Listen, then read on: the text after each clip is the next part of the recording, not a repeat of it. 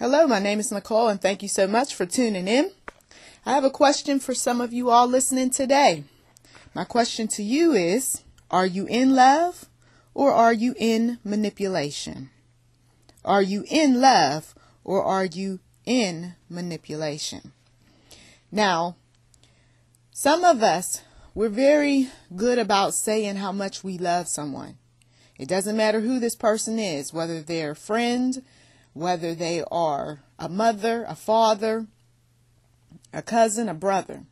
We're very quick to talk about how much we love someone, especially when we're defending them.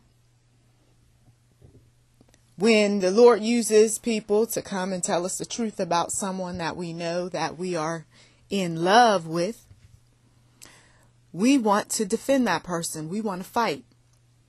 We want to cause all sorts of problems for that individual who has come and told us some things that we don't like. But then years later, or days or weeks or months later, you find out that there are some things that's just not right with a relative or with a friend. And rather than call them out on the carpet about it, you just keep some things to yourself. And meanwhile, you tell yourself, well, I know this person is doing this and that, but I'm not going to make a deal. I'm not going to make a big deal about it because I'm in love with this person. You know, I love this person. This is my mother. This is my father. This is my cousin. This is my husband. This is my wife. This is my fiance. And then you find out some more information that is unsettling. But once again, you see, you talk yourself into believing that, well, I love this person and they love me just as much. But you see, this is where we get into trouble because we don't go to the Lord. We don't go to the Lord. And why is it that some of us, we just don't at times? Well, that's because we're not at times in love with God. Because see, if you're truly in love with someone, you're going to just be open with them. You're going to just tell them how you truly feel. And the Lord is telling me that some of you all, you don't go to him and express how you truly feel about situations with him. You just skim the surface, or you just want a result. Oh, Lord, can you give me? Lord, can you make this person? That type of thing.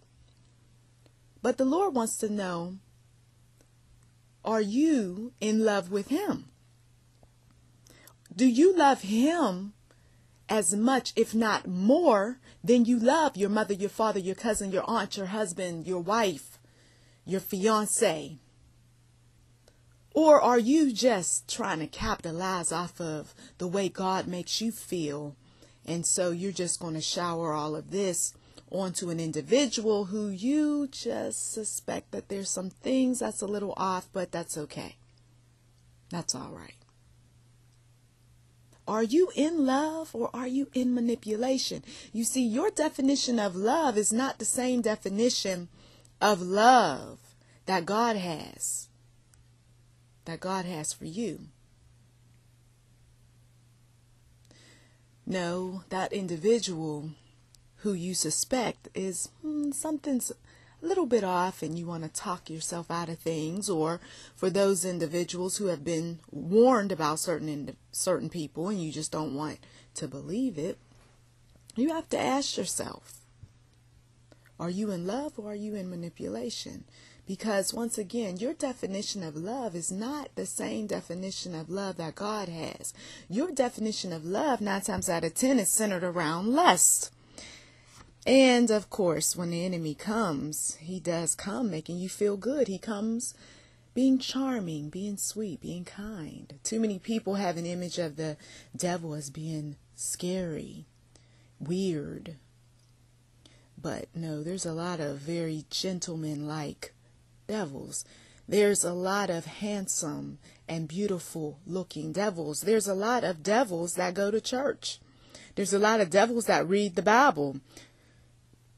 There's a lot of devils that claim that because they have all of what they have, it's because of God. And God says, no, I wasn't in your wealth, your buying of boats and cars, and I wasn't in any of that. Galatians chapter 5 verses 16 through 17 says, I say then, walk in the Spirit, and you shall not fulfill the lust of the flesh. For the flesh lusts against the Spirit, and the Spirit against the flesh. And these are contrary to one another, so that you do not do the things that you wish. There is always a fight. There's always a fight when you want to do what you want to do, and God says, no, I don't think it's a good time. I don't think that person's right for you. I think you're not seeing the truth. I think that you need to do some things differently. And the flesh rages, argues, cusses, starts pointing a finger, playing a blame game. You don't know what you're talking about. You're stupid. You're crazy. That man would never do that. That man, oh, he told me. He told me. She told me. Trouble telling you so-called the truth. Trouble showing up at your doorstep, claiming that he or she loves you so much and would die for you and would do anything for you. And then, something's just not right. Something in my spirit is telling me that he's not being completely honest with me. Something is telling me that those parents of that friend are into something, and I can't quite put my finger on it, but you know, she loves her parents so, and I really want to tell my coworker and my neighbor about some things that's going on in their lives, because I see some shady activity going on around them, but you know, I know they, love that person. I know that person cares for them. I wouldn't dare say that. The Lord says that when I move your spirit to speak, you better speak. Because you go to me and you pray to me and you ask me for some answers to your situation. And rather than accept the truth for what it is, you sugarcoat. Some of you are guilty of sugarcoating the truth. No, it's not what you think. It's not what, you believe. You hate the people that are often right because why? You're often wrong. Some of you all, you're wrong. And you can't stand when someone is right, because for you, it makes you feel like you're less important. And let me tell you something. Would you rather be less important, or sick, or in jail, or hurting, or confused, or just ready to commit suicide behind somebody who you just trust wholeheartedly and you love so much? In love or in manipulation? Daddy says, I love you. I would never hurt you, son.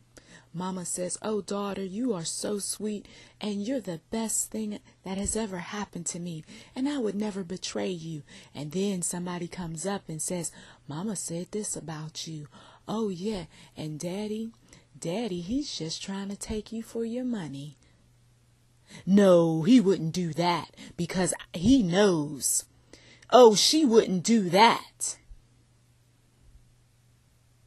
You don't know what people will do when they are out of fellowship with the one true God. You don't know what they would do if you're out of fellowship with the Lord. When God is calling you away from a television, calling you away from a computer screen, calling you off the telephone.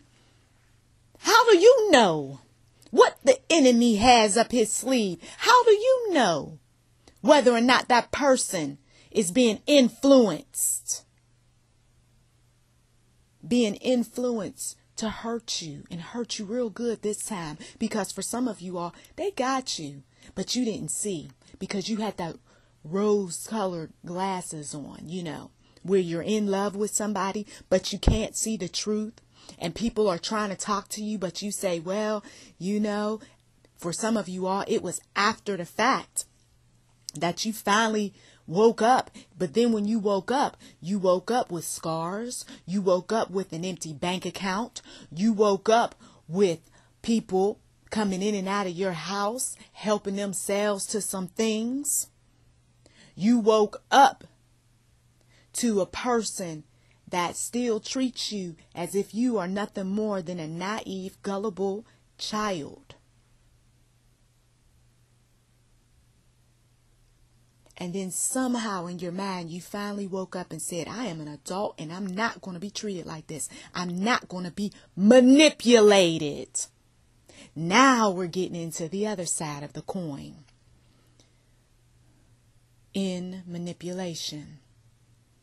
You thought that the person who you was in love with loved you the same way when they were really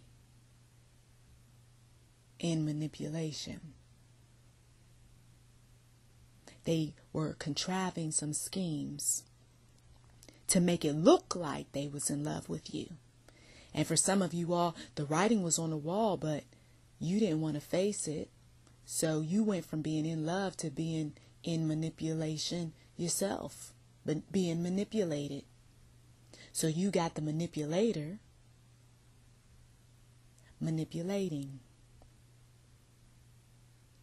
while the victim sits there manipulated, lied to, tricked, told one thing, found out someone was doing something else,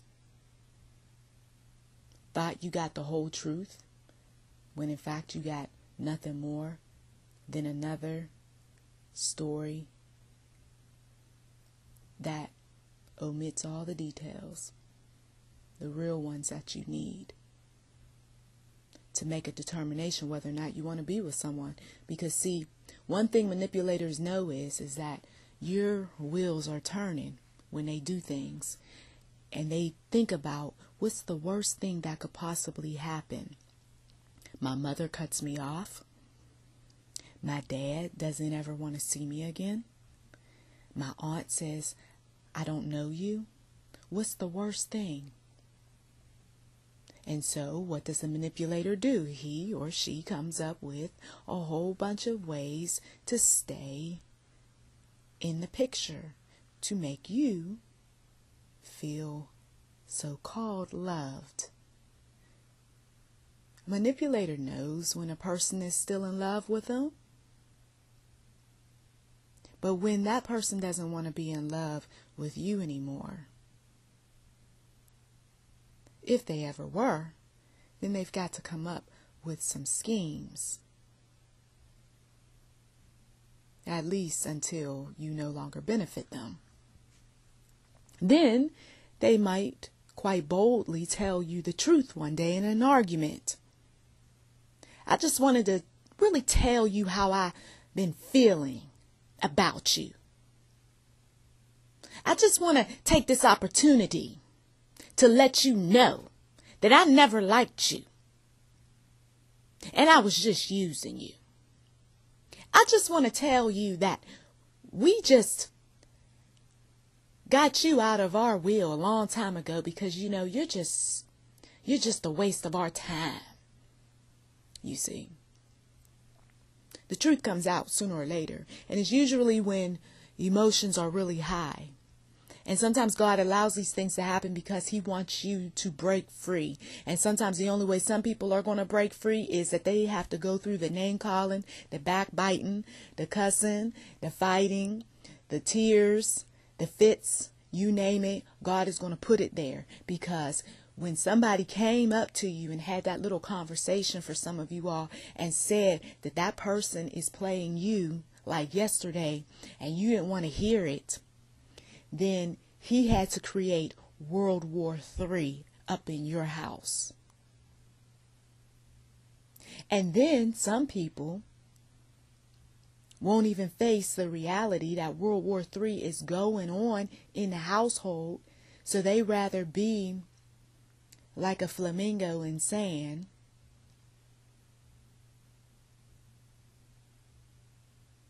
or an ostrich, I should say, with its head in the sand. I don't want to see anything. I don't want to experience anything. I just want to pretend like you're not there. So please go away. Problems, drama, his threats, her accusations.